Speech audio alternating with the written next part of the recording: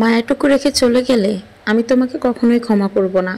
তুমি আমার প্রাক্তন হলেও আমি তোমাকে কখনোই ক্ষমা করব না। ক্ষমা করার মতো কোনো কিছুই খুঁজে পেলাম না, ন্যূনতম কোনো কারণেই এই শূন্যতাকে ক্ষমা করার। তুমি এক বিন্দু আমার জন্য ব্যথিত না। ঠিক কী সুখ আছে, স্বামীর সংসারে বেশ ভালোই আছো। আমি কেন পারবো না ভালো থাকতে? ফারার ছবি হাতে নিয়ে কথাগুলো বলছি ইয়াসির। 3 বছরের প্রেমের সমাপ্তি ঘটেছে 4 মাস আগে। ভার্সিটি সেকেন্ড ইয়ার থেকে শুরু হয় প্রেম। সমবয়সী প্রেম হলেও দুজনের মাঝে তুমি তুমি সম্পর্ক, কে কাউকে তুই বলে সম্বোধন করেনি। 4 মাস আগে ফারা সকল সম্পর্ক ভেঙে বিয়ে করে পরিবারের পছন্দ ছেলেকে।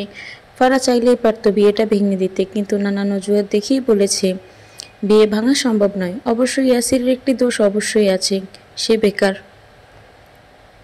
বাবা বড়লোক হলেও সে তো বেকার। বাবার টাকা অপচয় একদমই পছন্দ নয় ইয়াসিরের, তাই বড়লোক বাবার লাখ টাকা খরচ করে গার্লফ্রেন্ডকে গিফট করা হয়নি। মাঝে মাঝে ছোট ছোট ফাংশন করতো সে, গানের গলা বেশ ভালো, আর সেই টাকা দিয়ে গার্লফ্রেন্ডকে নিয়ে ঘোরাঘুরি করত। এসব নিয়ে ফারা কখনো অভিযোগ করেনি, তবে হঠাৎ করেই পরিবর্তন হয়ে গেল।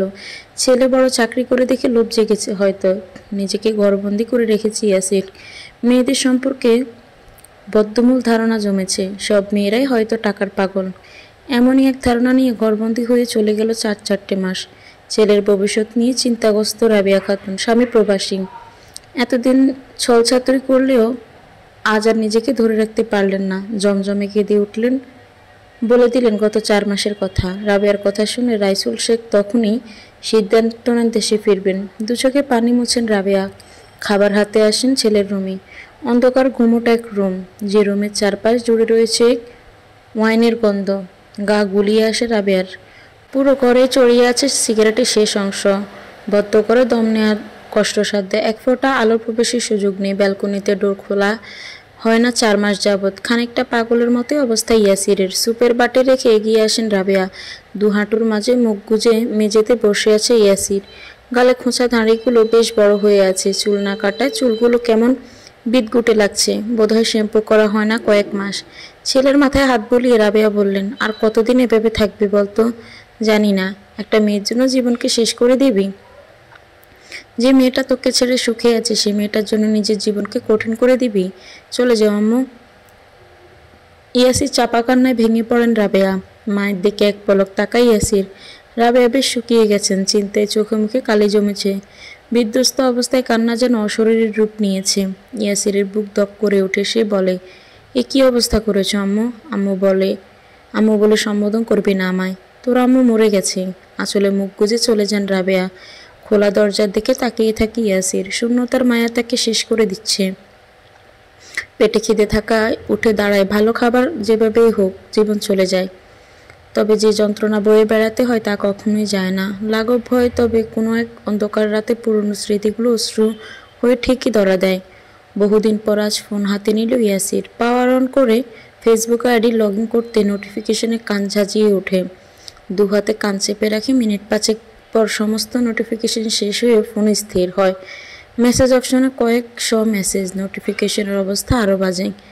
পেজের উপরে স্ক্রিনে 1000+ নোটিফিকেশনের লাইন। কোনো দিকে পাত্তা দেয় না ইয়াসির। নিউজ ফিডে চোখ যেতেই বেশি ওঠে ফারা ও তার হাজব্যান্ডের কাপল পিক। আজকেই আপলোড করেছে। ক্যাপশনে লেখা, আমাদের পুচকে আসার অপেক্ষায়। কয়েক সেকেন্ড মেরে থাকে ইয়াসির। কিছু মুহূর্ত পর বুঝতে পারে ফারা প্রেগনেন্ট। বুকে চাপা কষ্টটা তীব্র গতিতে হৃদয়কে আঘাত করে। চোখ দুটো অশ্রুতে সিক্ত হয়। বেজা পল্লব মেলে দিয়ে তাকায় ফোনের স্ক্রিনে। ফারায়ের হাসি মাখা মুখটা বরাবরই প্রিয়, তবে আজ বিষাক্ত লাগছে। পৃথিবীর সবথেকে নিকৃষ্ট নারী মনে হচ্ছে ফারা নামের বিষাক্ত নারীটিকে, যাকে ভালোবেসে অর্ধমৃত সে। নিজেকে ধরে রাখতে পারে না ইয়াসির। ফোনটাকে আছাড় মেরে কয়েক টুকরো করে দেয়। দেয়ালের সাথে লাগিয়ে রাখা গিটার দিয়ে পুরো রুমের জিনিসপত্র ভেঙে ফেলে। কাঁচ ভাঙার আওয়াজে ছুটে আসেন রাবেয়া আর রাইসুল। গত 3 মাস ধরে ছেলের অনেক বুঝিয়েছেন। ছেলের উত্তর ছিল হেয়ালিপনা ভরা। কিছুদিন আগে মাস্টার্সের ফাইনাল এক্সাম হয়ে গেল। বুধরা কয়েকবার এসেছে বোঝাতে, প্রতিবারই ব্যর্থ হয়ে ফিরে গেছে। চোখের জলে বুক বাসায় রাবেয়া। রক্তাক্ত শরীর বসে আছে ইয়াসির। ছুটে আসেন রাইসুল। ছেলেকে বুকে জড়িয়ে বলেন, ইয়াসির বাবা আমার, মরে যাবি তুই। নিজেকে শেষ করে দিয়ে আমাদের জীবন তো লাশ বানিয়ে দিচ্ছিস বাবা। আমাকে মরতে হবে আব্বু। শূন্যতার মায়া আমাকে শেষ করে দিয়েছে। I hate her. I hate her forever and ever. কথা শেষ করতে পারে না ইয়াসির, আদো আদো বলিতেই জ্ঞান হারায়। রাবিয়া চিৎকার করে ওঠেন। ছেলের করুণ অবস্থা তাকে দগ্ধ করে। রাইসুলের চোখে পানির ধারা নামে। একমাত্র প্রিয় পুত্রকে হারিয়ে ফেলার ভয়ে জাগে। হসপিটালের বেডে শুয়ে আছে ইয়াসির। একটু আগেই তার জ্ঞান ফিরেছে। হাতে ব্যান্ডেজ করা, অধিক ক্ষতটা হাতের উপর দিয়েই গেছে, তবে শরীরের বেশ কিছু অংশ হয়েছে ছোট ছোট ক্ষত। হাতে ক্যানেলা বাঁধা দেখে ভ্রু কুঁচকে তাকায়। কপালে বেশি ওঠে সরু কয়েকটি ভাঁজ। এক হাতের আঙুলের সাহায্যে টান মেরে ক্যানেলা খুলে ফেলে ইয়াসির। কপাল হাতড়িয়ে বুঝতে পারে ব্যান্ডেজ করা। আশেপাশে কেউ নেই। সেই সুযোগে কেবিন থেকে বেরিয়ে আসে সে। কেবিনের বাইরে করিডোরে দিয়ে চলে আসে হসপিটালের মেন গেটে। তখনই চোখ যায় ওয়েটিং চেয়ারে বসে থাকা ফারহার দিকে। দু চোখের কোণ বেয়ে এক ফোঁটা অশ্রু গড়ায়। মুখ দিয়ে উচ্চারণ করেন ফারহা। তৎক্ষণাৎ মাথায় আসে এই মেয়েটা তার ফারহা নয়, এ যে অন্যের বউ, অন্যের বাচ্চার মা। তাচ্ছিল্য রেখা ফুটে ওঠে অধরকোণে। দরজা ঠেলে বেরিয়ে আসবে ঠিক তখনই চোখাচোখি হয় দুজনের। নিষ্পালক তাকায় ফারহা। বহুদিন পর প্রাক্তনের সাথে দেখা হতেই অস্বস্তি হয়। ধীর পায়ে এগিয়ে আসে সে। ইয়াসিরের ইচ্ছে হয় চলে যেতে, তবে সে যায় না। মাটি কামড়ে দাঁড়িয়ে থাকে। ফারহা হাসার চেষ্টা করে বলে, আমাকে ক্ষমা করে দিও ইয়াসির। ক্ষমা? তুমি কোনো ভুল করেছিলে ফারহা? তোমার চোখে মুখে নেই কোনো অনুতাপের ছায়া। ক্ষমা তাকে করা যায় যে অনুতপ্ত। তবে তুমি নিষ্কার্যের জন্য খুশি। ইয়াসির, বিশ্বাস করো, আমি তোমাকে ভালোবেসেছি। চলে চলে আসো তাহলে। কথাটা বলে ফারহার হাত চেপে ধরে ইয়াসির। উদ্বিগ্ন কণ্ঠে বলে, আসো। আরে আসো না কেন? মাথা নিচু করে নেয় ফারহা। তাচ্ছিল্য স্বরে ইয়াসির পুনরায় বলে, তোমার গর্বে একটি প্রাণ না থাকলে তোমাকে আমি অভিশাপ দিতাম। আজ বলতে ইচ্ছে হচ্ছে, ভালোবাসা আমাকে স্বার্থপর হতে বাধ্য করেছে, কারণ আমি ভালোবাসায় ধোঁকা পেয়েছি। বুঝেছ? ধোঁকা। তোমাকে আমি কখনোই ক্ষমা করব না। তোমার অনাগত সন্তানের জন্য শুভেচ্ছা রইল। দোয়া করি সেজন্য তার মায়ের মতো কোনো প্রতারকের শিকার না হয়। কথাটা বলেই বেরিয়ে যায় ইয়াসির। এক পলকের জন্য ফিরে তাকায় না সে। অন্যের স্ত্রীর দিকে প্রেমের দৃষ্টিতে তাকানোর মতো বিশ্রী অনুভূতি তার নেই। ঠিক করে বিকলাঙ্গের মতো আচরণ করবে না সে। কার জন্য পাগলামি করবে? যে ওকে ঠকিয়েছে তার জন্য। প্রতারকের জন্য পাগলামি করা মানে প্রতারককে সাপোর্ট করা। একদলা থুতু ফেলে ইয়াসির বলে, যে ভালোবাসা টাকায় কেনা যায়, যে ভালোবাসা সে ভালোবাসা আমার না হোক, প্রিয় মানুষের অপ্রিয় প্রাক্তন হোক। ইয়াসির হসপিটাল থেকে বাসায় ফিরেছে আজ 20 দিন হতে চলেছে। ক্ষণে ক্ষণে বুঝে গেছে ইয়াসির বেইমানের জন্য অশ্রু ফেলার অপাত্রে কন্যাদান সমান কথা। তবে কিছুতেই স্বাভাবিক হতে পারছে না সে। মনের গহীন থেকে দীর্ঘশ্বাসের লুকায়িত কষ্টগুলো হৃদয়কে ছিন্ন ভিন্ন করে দেয়। পারে না শান্ত হতে। একা একটা বদ্ধ করে যেন শান্তি। ঠিক শান্তি নয়, কষ্ট লুকানোর চেষ্টা, ব্যর্থ চেষ্টা।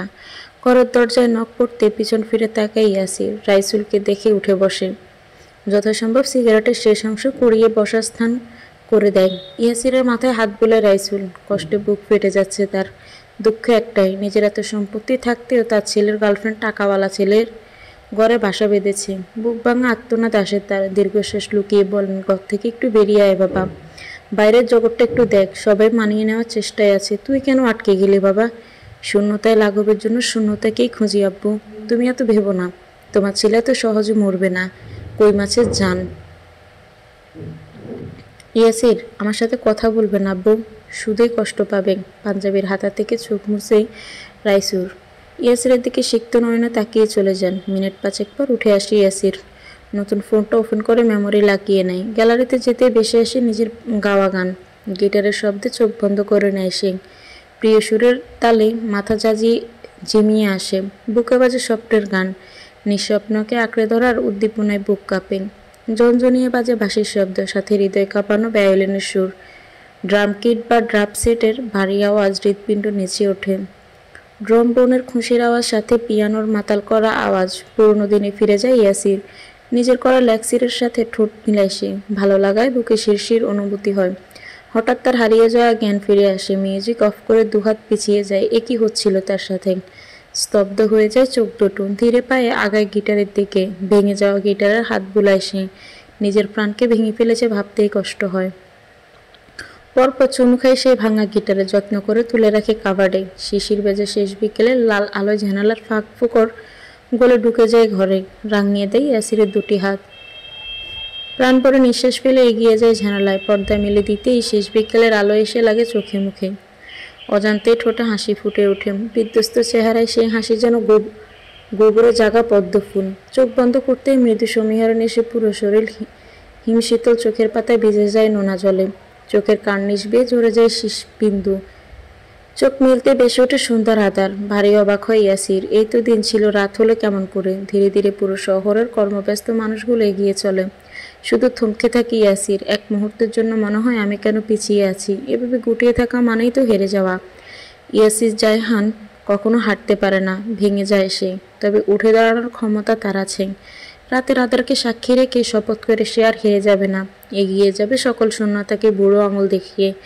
যে মায়া নিজেই থাকতে চায় না তাকে দূরে রাখার মানে নিজেকে শাস্তি দেওয়া। জিতেও হেরে যাওয়ার মাঝে নেই কোনো কৃতিত্ব।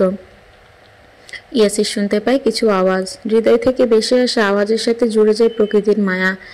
তারা যেন কানে কানে এসে বলে যায়, এগিয়ে যাও, শূন্যতার মায়াকে হারিয়ে দাও, রাতকে স্নান করে ভোরকে টেনে নাও, তবেই তুমি সফল। সারা রাত কেটে যায় ব্যালকনিতে। রাতকে স্নান করে হয় ভোর, এক নতুন ভোর। যে ভোর উদ্দীপনা নিয়ে প্রবুদ্ধ হয় ইয়াসির। চোখে মুখে তৃপ্ত হাসি। লম্বা করে শ্বাস নেয় সে। স্বচ্ছ বাতাসে বেড়ে যাওয়া লম্বা চুলগুলো উড়ে। বা হাতের সাহায্যে চুলে হাত বুলিয়ে রুমে আসে। ফ্রেশ হয়ে সোজা যায় ডাইনিংয়ে। রাবেয়া খাবার সাজাচ্ছেন। ছেলেকে দেখে চমকে যান। দারুণ এক হাসি দিয়ে ইয়াসির বলে, গুড মর্নিং আম্মু, দ্রুত নাস্তা দাও, সেলুনে যাব। অবাক হয়ে যান রাবেয়া। মুখ দিয়ে কথা বের হয় না। ইয়াসির উঠে গিয়ে রাবেয়াকে জড়িয়ে ধরে গানে মাথা রেখে হেসে বলে, কি হলো আম্মু, খাবার দাও। এই ইয়াসিরকে ভালো লাগছে না? সে আগের মতো হয়ে গেছি আমি। রাবেয়া দু চোখ দিয়ে জল গড়ায়। স্ফুটন সুরে বলে, শুনছ, তোমার ছেলে ঠিক হয়ে গেছে। আমার ইয়াসির আগের মতো হয়ে গেছে। দেখো সবাই, আমার ইয়াসির। চাপা কান্নায় ভেঙে পড়েন তিনি। ছেলের গালে হাত রেখে চুমু খান। মায়ের হাসি দেখে চোখে জ্বালা ওঠে ইয়াসিরের। আম্মু বলে, আর্তনাদ করে ওঠে। রাইসুল এসে সাক্ষী হয় সেই দৃশ্যে। প্রচণ্ড অবাক হয়ে ডাকেন, ইয়াসির, বাবা আমার। আব্বু, আই এম সরি আব্বু, তোমাদের খুব কষ্ট দিয়েছি আমি। রাইসুলকে জড়িয়ে ধরে কথাগুলো বলে সে। কান্নায় রমা রমা হয়ে ওঠে পুরো বাসা। এ যে সুখের কান্না, নতুন ভোরের কান্না। কাপা স্বরে রাইসুল বলেন, রাবেয়া, আমার ছেলেকে খেতে দাও, আমরা আজ আবার আগের মতো নাস্তা করব। মাথা ঝাঁকিয়ে আঁচলে মুখ গুজেন রাবেয়া। পিছন থেকে খাবারের টেবিলে পরিবেশন করেন। সকলে একসাথে নাস্তা করে। হাসি ঠাট্টাময় এক সুন্দর সুখী পরিবার। খাওয়া শেষ হতে ইয়াসির বলেন, আমি বাইরে যাচ্ছি, সেলুন থেকে ফ্রেশ হয়ে আসি। আজকে ইলিশ মাছের লেজ ভর্তা করো তো, লাঞ্চে জমিয়ে খাওয়া হবে। ইয়াসির বাসা থেকে বেরিয়ে আসে। দারোয়ানের থেকে চাবি নিয়ে গ্যারেজ খোলে। এই অংশটা তার পার্সোনাল গ্যারেজ। এখানেই রয়েছে তার গাড়ির নানান কালেকশন। সবগুলো তার বাবার দেওয়া গিফট। একটা মাত্র ছেলে, কোনো কিছুই চাইতে হয়নি। নতুন কিছু লঞ্চ হলেই ছেলেকে গিফট করেছেন তিনি। আর প্রতিবার ইয়াসিরের বকা শুনতে হয়েছে, তবুও এই অভ্যাসটা অব্যাহত রেখেছেন তিনি। চারটে গাড়ি চাপিয়ে চোখ যায় কোণার পরে থাকা বাইকের দিকে। এই বাইকটা তার গানের ফাংশনের টাকায় কেনা, স্বল্প মূল্যের বাইক, তাই তার প্রাণ। পাশে থাকা দামি বাইক দুটোর দিকে এক পলক তাকিয়ে চোখ ফিরিয়ে নেয়। ময়লা পড়ে যাওয়া বাইকটায় হাত বোলায়। এই ধুলোবালে জমা বাইকটাই চলাবে সে। ভালো করে ওয়াশ করে বাইকের ব্রেক ইঞ্জিন চেক করে নিয়ে বের হয় সেলুনের উদ্দেশ্যে। হালকা শিরশির বাতাসে গায়ের প্রতিটা লোমকূপ জেগে ওঠে। নতুন পরিবেশের সাথে পরিচয় হয় সে। এবছরে অনেক কিছুই পরিবর্তন হয়েছে। সব কিছু যেন নতুন আর সচ্ছল। আসলে মন ভালো থাকলে সব কিছুই অমৃত লাগে। চুলগুলোতে হাত বুলিয়ে মোহ হাসি আসে। সেলুনে গিয়ে নতুন হেয়ার কাটিং দিয়ে নেয়। ফ্রেঞ্চ কাটিংয়ে দাড়ি কেটে বের হয়ে আসে। বাইকে উঠতেই চোখ যায় বাইকের মিররে। নিজেকে চিনতে বেগ পেতে হয় তার। গলায় মুখে হাত বুলিয়ে শ্বাস ফেলে। একটু আগের ইয়াসিরকে বড্ড পাগলি মনে হতো, এখন ঠিক কতটা পরিবর্তন হয়েছে। বাতাস বইতে থাকে। বাইরের গতি বাড়িয়ে দেয় ইয়াসির। এই সুখ অনুভূতি যেন সব শূন্যতাকে স্নান করে দেয়। তার এই প্রচেষ্টা আগাতে থাকে। হয়তো ভালো থাকা হবে না, তবে চেষ্টা করতে ক্ষতি কি। তার রমা রমা ভাবনায় অতলেই এক গুমোট আর্তনাদ বেশি ওঠে। ইয়াসির চট করে ব্রেক কষে। একটা অল্প বয়সী মেয়ে মাঝ রাস্তায় দাঁড়িয়ে। তাকে থামাতে দেখে চট করে বাইকে উঠে বসে। সবটাই যেন ইয়াসিরের মস্তিষ্কের উপর দিয়ে চলে যায়। মেয়েটি তাগাদা দিয়ে বলে, দ্রুত চালান, আমার ভার্সিটিতে ফাংশন রয়েছে। কি আশ্চর্য! পাগল মেয়েটির কথাতে বিনা বাক্যে বাইক চালাচ্ছে ইয়াসির। কীভাবে কি হলো সে জানে না। যখন খেয়াল হলো তখন তারা ভার্সিটি পৌঁছে গেছে। জুহি হেলমেট খুলে এগিয়ে দিচ্ছি। ইয়াসির ভারী অবাক হয়ে ডাকে, লিসেন, আমি আপনাকে কেন ড্রপ করলাম বলেন তো? এমন ধারায় কথা এই জন্মে শুনিনি জুহি। 100 টাকার নোট ধরিয়ে দিয়ে বড় বিরক্ত দৃষ্টিতে ফিরিয়ে নেয়। ছুটে যায় ভার্সিটির ভিতরে। ইয়াসির খেয়াল করে দেখে এটা তারই ভার্সিটি। সে যেন একটা ঘোরে ডুবে। বাইক পার করে ছুটে যায় ভিতরে। চারপাশে চোখ বুলিয়ে মেয়েটিকে খুঁজে পায় না। কি হলো তার সাথে? সবটাই সত্যি নাকি ঘোর? ঘুম ভাঙলেই যেন পালিয়ে যাবে। ইয়াসিরের সমস্ত শরীর জুড়ে অনুভূতিরা খেলা করছে। এই ভার্সিটিতে তার বড় আপন, কত স্মৃতি মিশে আছে এখানে। সে ধীরে পায়ে এগোতে থাকে। প্রতি কদমে অনুভব করে শুভ্রতা। এই অনুভূতি, এই ভালো লাগা সবটা কেন আগে আসেনি? কেন বুঝিনি সে জীবন থেকে একটি বছর শেষ হওয়ার পর কেন মনে হলো শূন্যতার মায়া ধরে রাখা উচিত নয়? ইয়াসির গভীর ভাবনায় বুধ। এমন সময় চারপাশ থেকে আওয়াজ শোনা গেল। মাঠের মধ্যে ভিড় জমেছে। ইয়াসির সেদিকেই এগুলো দেখলো। সে মেয়েটা মাইক্রোফোন হাতে নিয়ে কথা বলছে, তবে কি বলছে সে যেন বুঝলো না। কেমন একটা সম্মোহন অনুভব হচ্ছে। মনে পড়ছে পুরনো দিনের কথা। একই সাথে ভালো লাগা কাজ করছে, আবার খারাপ লাগাও কাজ করছে। জ্বলছে দু চোখ। এই ক্যাম্পাসের অলিতে গলিতে মিশে আছে তার অতীত, তার ভালো লাগা, ভালোবাসা। ফারাহ নামে সেই মেয়েটি। ইয়াসির হুট করে শরীর খারাপ অনুভব করলো। সে একটা গাছের নিচে ঘাসের উপর বসে পড়ল। মাথাটা নত করে রইল। হোস্টিং শেষে হাঁপ ছেড়ে বাঁচল জুহি। ভার্সিটিতে তার প্রথম হোস্টিং ছিল আজ। সে ভেবেছিল আজ সর্বনাশ হবে বুঝি। প্রথম দিনেই বুঝি গন্ডগোল হয়ে গেল। তবে না, সময় মতো পৌঁছাতে পেরেছে। সে বন্ধুদের সাথে সেটা নিয়েই আলোচনা করছিল। সেই সময় নজরে পড়ে ইয়াসিরকে। ছেলেটার পোশাক দেখেই চিনল ও। কিছুটা বিরক্ত হয়ে বন্ধুদের বলল, তোরা যা, আমি দেখি এই লোকের সমস্যা কি। জুহি ইয়াসিরের কাছে এসে দাঁড়ালো। একবার ভালো করে দেখলো, তারপর ভ্রু নাচিয়ে বলল, কি মিস্টার, এখানে কেন? ভাড়া তো কম দেইনি, বরং বেশিই দিয়েছি। ইয়াসির বোধহয় শুনল না, তাই জবাবও দিল না। এদিকে জুহি বাড়ি অবাকও কিছুটা নিচু হলো। আগাগোড়া ভালো করে মানুষটাকে দেখে পুনরায় বলল, এই যে শুনছেন? এবার কথাটা শুনল ইয়াসির। মাথাটা তুলে তাকাতে নজরে এলো জুহির মুখখানা। ও কিন্তু কোনো প্রতিক্রিয়া করল না। জুহির মুখটা ঈষৎকালো হয়ে গেল। ছেলেটাকে কোনোভাবে পাগল তো মনে হচ্ছে না। বলেন, আর কত টাকা চান? ইয়াসির কিছুটা বিস্মিত, সেই সাথে কথাটা একেবারেই বুঝতে পারছে না। জুহি আরও 100 টাকা বের করে এগিয়ে দিল। আশা করি এতে হয়ে যাবে। এটুকু রাস্তায় তো এসেছেন। সরি। কি? ধরুন। বুঝলাম না ঠিক। আপনি টাকা কেন দিচ্ছেন? সে কি, আপনার ভাইকে এলাম টাকা নেবেন না? কিছু সময় ভ্যাবলার মতো তাকিয়ে রইল ইয়াসির। জুহি ভ্রু নাচিয়ে শুধালো, কি আপনার মতলব ভিন্ন নাকি? মিস, আপনি আমাকে বাইক রাইডার ভেবেছেন? বাবার কি আছে? আপনি তো রাইডারই, তাই না? ইয়াসির কি বলবে আসলে বুঝলো না। জুহি নিজেও চিন্তায় পড়ে গেল। সে তো উবারেই কল করেছিল, তবে ছেলেটা পাল্টি কেন খাচ্ছে? জুহি যখন ভাবনায় ডুবে, ইয়াসির তখন উঠে পড়েছে। জুহির দেওয়া টাকাটা এগিয়ে দিয়ে বলল, আপনি ভুল ভেবেছেন, আমি উবারের বাইক রাইডার নই। জুহি ভীষণ লজ্জায় পড়ল। কীভাবে কি হলো বুঝিয়ে উঠিনি। ইয়াসির ওর মনোভাবটা বুঝতে পেরে বলল, ইটস ওকে, ব্যাপার ছিল না, টাকাটা রাখুন। ইয়াসির কেমন করে চলে গেল জুহি জানে না, তবে তার সত্যি খারাপ লাগলো। মানুষটা কোনোভাবে অপমানিত হলো কি? জুহির এই একটা সমস্যা, কাউকে কোনো কিছু বলে ফেললে অথবা কোনোভাবে কষ্ট দিয়ে ফেললে সারাদিন শান্তি পায় না, কোনোভাবেই স্থির থাকতে পারে না। সারাক্ষণ সেই মানুষটার কথা স্মরণ হবে। অনুতাপের আগুনে একেবারে জ্বলে যাবে। পুরো দিন আজ ব্যস্ততায় গত হয়েছে। জুহি ক্লান্ত শরীর চলছে না। ও ধীরে সুস্থভাবে গাড়ি থেকে নামলো। দারোয়ান গেটের কাছে বসে ঝিমুচ্ছে। লোকটাকে পাশ কাটিয়ে ভেতরে এলো ও। লিফট 8 তলায়। ও দাঁড়িয়ে রইল। আরও কিছু সময় পার হলো, তবে লিফট আসছে না। জুহি বিরক্ত নিয়ে চাইতেই নিজের বোকামিটা দেখতে পেল।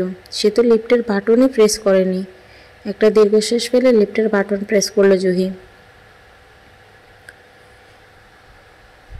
কিছু সময় পর লিফটে নামলো। বড় ক্লান্ত সে, মাথা ঘুরাচ্ছে যেন, চোখ বন্ধ করা ছিল।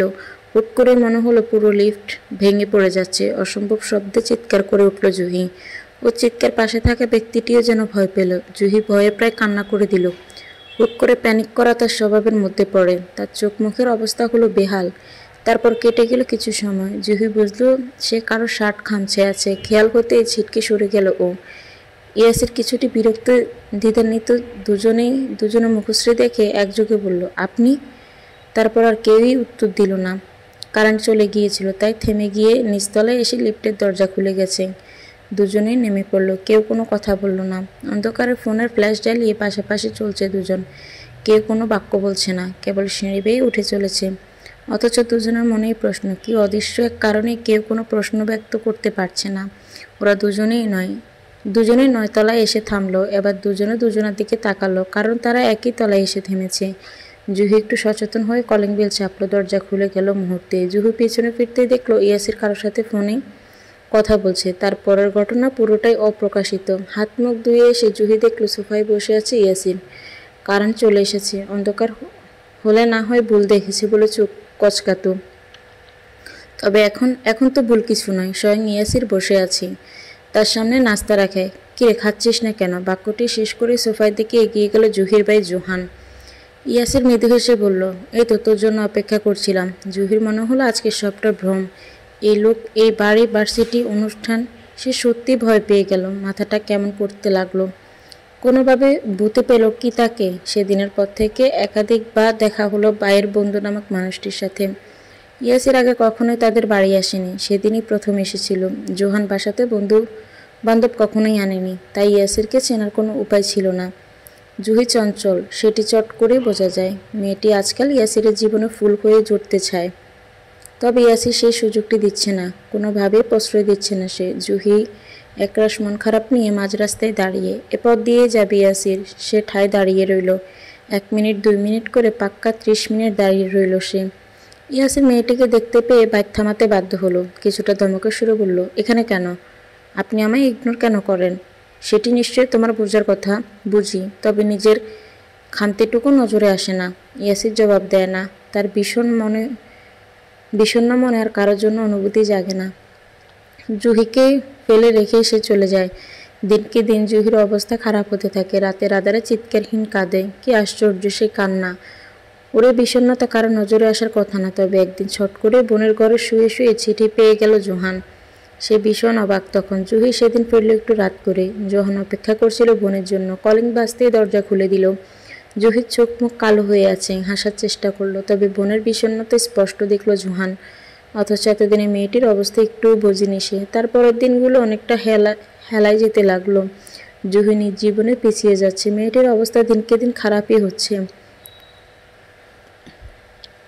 পড়াশোনাও হচ্ছে না, কালচারাল কোনো প্রোগ্রামও সে নেই। তার এই অবস্থা দেখে জোহানের হৃদয় থমকে গেল। ভাই হয়ে বোনকে এভাবে কষ্ট পেতে দেখবে কেমন করে? এক সন্ধ্যায় মরার মতো ঘুমিয়েছিল জুহি। তাকে টেনে তোলা হলো। ঘুমো ঘুমো টলমলে তার চোখ দুটো। ঘুমানোর পূর্বেও তো সে কেঁদেছে। ফ্রেশ হয়ে এসে বসলো টিভির সামনে। একের পর এক চ্যানেল ঘুরাতে লাগলো। তার ধ্যান জ্ঞান সব কেমন লোপ পেয়েছে। নতুবা পাশে থাকা ব্যক্তিটিকে চোখে পড়বে না কেন? এই যে ইয়াসির, গুনে গুনে 1.5 হাত দূরে বসে থাকা বিশাল দেহের একটি মানুষ, অথচ তাকে নজরেই এলো না জুহির। কলিং বেল বাজল, দরজা খুলল। জুহি হতবাক, বিস্মিত। তার চোখে মুখে বিস্ময়ের খেলা করছে। বেশ অনেকজনকে দেখা যাচ্ছে, হাতে তাদের নানান জিনিসপত্র। জুহি যেন কিছুই বুঝলো না, শুধু হাঁ হয়ে তাকিয়ে রইল। জুহি কল্পনা করতে পারছে না, সত্যি সে ভাবতে পারছে না। ও ভাবলো বিষয়টা স্বপ্ন। ইয়াসিরের বাবা মা হুট করে তাদের বাড়িতে এসেছে, এটা সত্য হওয়ার কারণ দেখে না সে।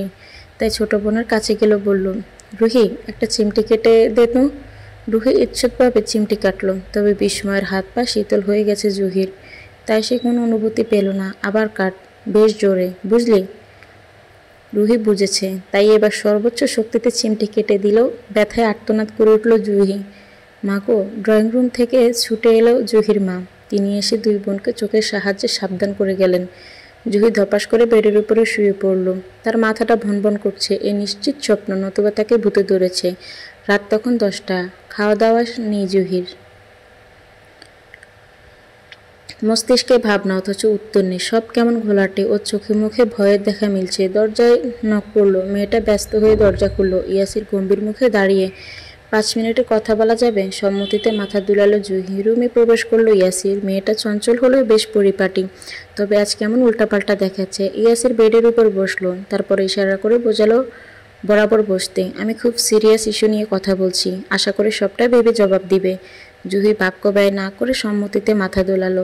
ইয়াসির নিজের অতীতটুকু সংক্ষিপ্ত বর্ণনা করে বলল, তুমি আমার ভীষণ ছোট, সবে প্রথম বর্ষে পড়াশোনা করছো। একটা কথা কি, লোকে বলে একটা নির্দিষ্ট সময় অবধি মানুষ তার অন্তরে আবেগ পুষে রাখে, অথচ আমি নিজ জীবন থেকে বলতে পারি আবেগের কোনো বয়স হয় না। বাচ্চা থেকে বুড়ো যে কেউ তখন আবেগে বসতে পারে।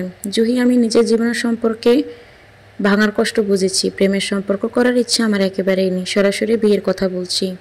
It's not love marriage, it's good be arrange marriage, and I will trying my best for security your future from my side. Juhi নিরুত্তর, তার মাথায় নিচু। ইয়াসির দীর্ঘশ্বাস ফেলে বলল, যদি প্রেমের ইচ্ছে থাকে তবে আমাদের সম্পর্কটি এখানেই থেমে যাবে, যাওয়া উচিত। কথাটা শেষ করে চলে যাচ্ছিল ইয়াসির। ওকে আটকে দিল জুহি। সামনে এসে দাঁড়ালো। পুরুষটির শুভ্র ত্বক ছোঁয়ার লোভ হলো, তবে ছেলেটিকে প্রশ্রয় না দিয়ে জুহি শুধালো, বিয়েটা কি আজই করা যায় না? জুহির কথাই রইল, বিয়েটা হয়ে গেল। জুহি একটা ঘোড়ার মধ্যে জোহান বোনের সুখটুকু দেখতে পেল। সেই সাথে কৃতজ্ঞ হলো বন্ধুর প্রতি। ইয়াসির জুহির অনুভূতিকে মূল্য দিয়েছে, প্রেম নয়, সরাসরি বিয়েই করেছে। দুই বন্ধু একসাথে সময় নিয়ে সিগারেট শেষ করলো। চারপাশ থেকে কেমন মন ভালো করার সুবাস নেমে এসেছে। আমার বোন, আমার প্রাণ, দায়িত্বটা পালন করতে কার্পণ্য করিস না ইয়াসির। ইয়াসিরের ঠোঁটের কোণে প্রসারিত হলো। জোহানের চোখে কান্না, তবে বাইরে থেকে সেটা বোঝার উপায় নেই। কিছু সময়ের ব্যবধানে অনেক কিছু বদলে গেছে জোহান। জুহি তোর বোন, কিন্তু এখন আমার স্ত্রী। ইয়াসিরের ভাবনাটি বড় ভালো লাগলো জোহানে। সে জানে ইয়াসির খাঁটি সোনা। যদি একবার কারোর প্রতি ভালোবাসা জন্মে তবে পৃথিবী উল্টে গেলেও তার ক্ষতি হতে দেয় না। অথচ কিছু মানুষ থাকে যারা কিনা সেই ভালোবাসাকেই প্রত্যাখ্যান করে দেয়। আর তেমনই একজন ফারা। আকাশে বিশাল চাঁদ। জুহি সেদিকে তাকিয়ে আছে। তার পাশে বসে আছে ইয়াসির। দুজন পৃথিবীর সবথেকে সুন্দর সম্পর্কে জড়িয়ে গেল। ছেলেটার আনরোমান্টিকতা জুহির পছন্দ হচ্ছে না। এ একটু ঘেঁষার চেষ্টা করছে, অথচ ইয়াসির বুঝেও না বোঝার মতন রয়েছে। জুহি মনে মনে প্ল্যান করে নিল, হুট করেই জ্ঞান হারানোর মতো করে ইয়াসিনের শরীরে উপড়ে পড়ে গেল। ইয়াসির কিন্তু সবটা বুঝতে পেরেছে, তাই ভীষণ হাসি পেল ওর। তবে না হেসে মেয়েটিকে কোলে তুলে নিল। এভাবেই পার হলো অনেকটা সময়। জুহি তখন শূন্যতায় ভাসমান। এবার অধৈর্য হয়ে চোখ মিলল মেয়েটি। অভিযোগ করে বলল, আপনি এখনো দাঁড়িয়ে আছেন? এই খোলা আকাশের নিচেই সময় শেষ করবেন নাকি? ইয়াসির জবাব না দিয়ে মেয়েটির কানের কাছে এগিয়ে গেল। জুহি না চাইতেও চোখ দুটি বন্ধ করে ফেলেছে। কিয়ৎকাল যেতেই বুঝতে পারল মানুষটি সিগারেটে জ্বলে যাওয়া ঠোঁট দুটো তার মুখশ্রীতে ঠেকেছে, ছুঁয়ে যাচ্ছে পরম ভালোবাসায়।